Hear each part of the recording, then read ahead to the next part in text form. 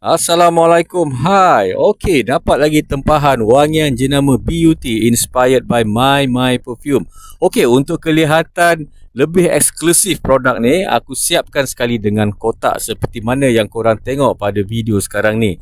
Dan persoalan dia sekarang, ke mana aku akan hantar dan siapakah penerima wangian BUT ini? Okey, aku dah sampai di HQ PKNS Shah Alam untuk aku serahkan wangian beauty inspired by My Perfume kepada regular customer aku. Memang kalau dia beli memang botol saiz 50 ml, paling minimum pun dia beli 5 botol. Okey, kita dengar komen dia sekejap lagi.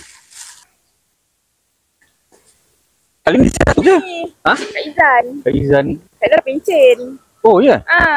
Oh. Dia tanya, cakap alah Kak Izan cakap saya baru order. Apa? Cakap dia nak berapa ni? Cakap dia tengah ada promosi sini. Order banyak. Dia kata okey lah, nak 4. Okey lah 6 lah dia kata.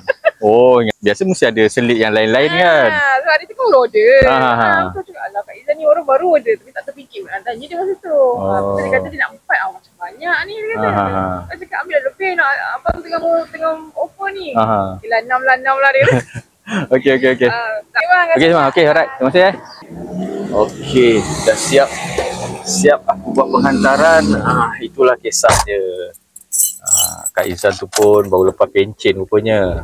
Kak Izan tu pun salah satu aku punya regular customer juga semasa dia bekerja di PKNS ni. Okey. Terima kasih kepada yang menyokong produk My Perfume dan kepada yang belum lagi membeli ataupun merasai keharuman produk My Perfume, jangan was-was, jangan ragu-ragu, hubungi aku. Assalamualaikum.